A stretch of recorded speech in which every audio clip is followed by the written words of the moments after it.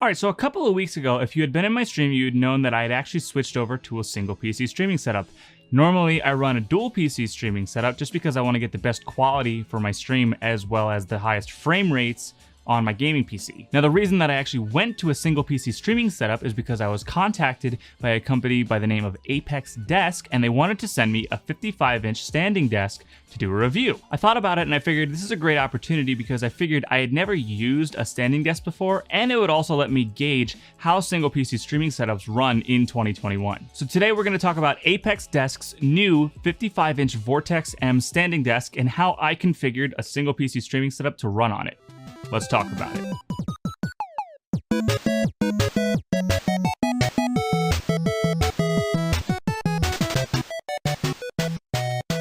Alright, so right out of the box, this desk was super easy to put together, and it was broken down into 4 components: the feet, the brackets, the desktop itself, and the control box, which actuates the height on the standing desk. Overall, it probably only took me about an hour to assemble, and all of the materials used in this desk are actually super sturdy. The welds around the body are super clean, and the center bar that the desktop mounts to is actually super strong, so you're not going to get any flex on this tabletop for this desk. This is something I was thinking about when I was planning the single PC setup. I'm like, I have to put a 60-pound PC on top of this, as well as 2 monitors and the force of me leaning on the desk. So with everything on top of it, this desk had no flex at all. And I only ran into 2 issues when I was assembling it. The first being when you mount the brackets on the ends that the desktop actually mounts into, the threads weren't lining up, and I think this happened just because it shifted in transit. So all I had to do was take the bolts out of the center bar just to realign the threads, and then the brackets went right in on the edges. That was only like a 5-minute workaround, so it really wasn't that big of a stress. It was just kind of silly that it had shifted. And the other issue I had was that the control box that actually controls the height of the desk wouldn't mount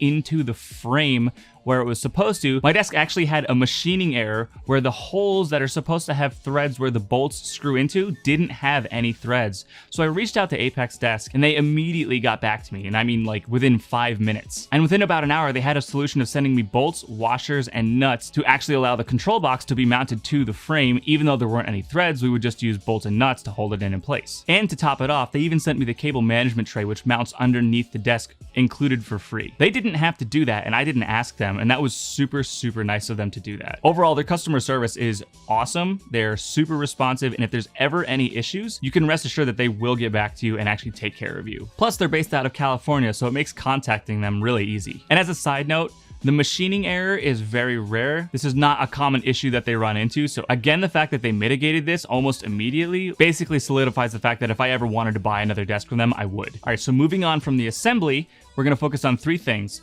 the tabletop quality, the rigidity of the body, and the reliability of raising and lowering the overall desk. The desktop itself comes in 2 colors, which are black and gray, and are covered by a 3D laminate scratch protectant surface, and also has cable management in the back. Now, I will say that when I mounted my mic stand onto the edge of the desk, I ended up sliding it across the top of the desk a little too hard, and it did scuff it a little bit. It didn't cut through the 3D laminate top, but it did leave a minor little scuff, so just be wary of that. If you use anything super hard on top of this surface, you might leave a scuff. You might not cut through it, but it might scuff the top of it, and the gray desktop might actually hide these better just because black typically tends to show imperfections more than lighter colors. The sturdiness of this desk is actually insane. This thing doesn't sway, it doesn't wobble, it doesn't creak, and I mean the rigidity of it is fantastic. Again, like I said at the beginning of the video, they're using very high quality materials and the welds are perfect, so you really don't have to worry about this desk failing you at all. And lastly, probably the most fun part of this desk is the pneumatic raising system.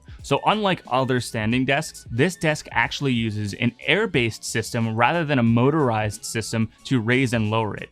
ApexDesk did this because they didn't want to actually have a motor that would burn out over time. They wanted to use a pneumatic system so that the air can raise and lower it. The desk raises all the way up to 45.5 inches and lowers all the way down to 28.5 inches. There's more than enough room to work with, and I'm 6 foot, and raising this desk up actually left it very comfortable for me to stand at it without bending over and making my back get tired. That's also why I was super excited to do this video, because I've never stood during a stream before, and I actually really liked the freedom of being able to move around during stream, also just to stretch more often and to be more animated so I could be more interactive with chat. Instead of just sitting there and look like I'm talking at a screen, I'm actually moving around and giving people with a bit more of an entertainment feeling. So the control module itself has 6 buttons, 4 of them being programmable memory buttons that you can set to remember what heights you want the desk to stay at. The desk itself is pretty quiet when it goes up or down. I'm not really sure how important that is to people. I saw some reviews of people saying they liked the sound or they didn't like the sound.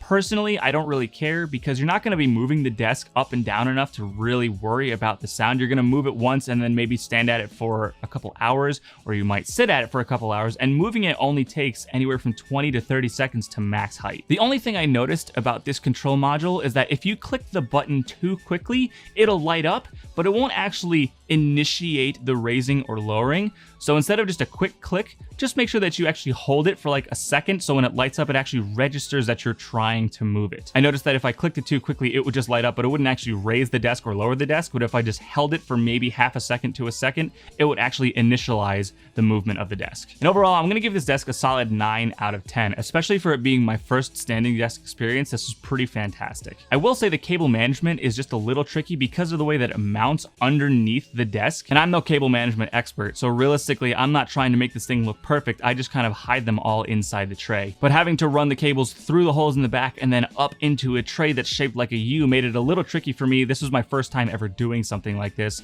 so I bet with experience I would probably make it a little bit better over time. The only point that I really took out for this was the machining issue, which again, ApexDesk immediately fixed for me. They sent the bolts out and they sent the cable management tray to make up for it. So realistically, that's the only reason I took the point off. Otherwise, I don't really find any faults with this desk. The quality's good, the reliability's good, it's quiet, it moves, it does everything you need it to do. So if you want to check the desk out, in the description down below, there's going to be 2 links. One that links you exactly to the desk that I have right now to Amazon, and another one that links you to the desk to ApexDesk's website if you want to check out their other products or the desk and just buy it from them directly. And if you're enjoying the video so far, please don't forget to hit the thumbs up button. I greatly appreciate it. It tells YouTube that I'm doing a good job. If you have any questions about the desk or how I set it up, drop a comment down below. And if you're new here, I also make tech videos for OBS to help get other content creators off the ground. So if you like that, feel free to hit the subscribe button. Okay, so now that we have the desk set up, on the streaming side set of things, I still don't think single PC streaming setups are really quite there yet. When I started streaming years ago,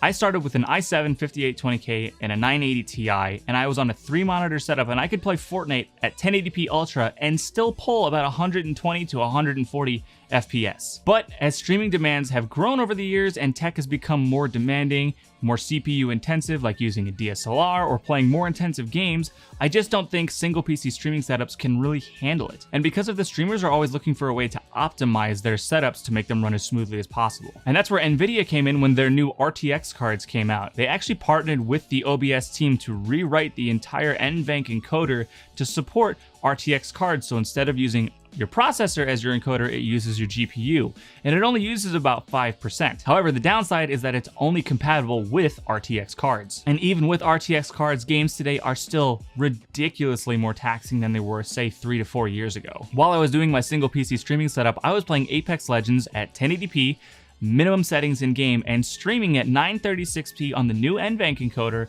at minimum streaming settings, and I was still getting dropped frames or hitching every once in a while. Now, I know Apex isn't the most optimized game for single PC streaming, but the fact that I was playing at minimum settings in Apex and then using the lightest encoding settings for 936p is kind of frustrating, and I shouldn't have to downgrade from 936p to 720p to get a full smooth streaming experience on an RTX card. Also, the other issue that I was running into on my single PC setup was that every time I alt-tabbed out of the game, sometimes OBS just wouldn't know how to recapture either Apex or Minecraft, so I would actually have to delete the game capture inside of OBS and then re-add it, and then I couldn't alt-tab out, because if I did, OBS just wouldn't be able to find the game again. I don't know if that's a bug that's just developed over the years for single PC streaming setups, but I don't use game capture anymore because I'm using a dual PC streaming setup. So for now, I think I'm going to stick with my dual PC streaming setup where I can make the best content I can for you over at Twitch. And if you want to follow me over there, link in the description down below. It's the same as the YouTube channel name here, just pixel perfect with a 1. And until next time, guys, I'll catch you in the next video. Peace. To the big mommy dom engraved in his brain. Oh my!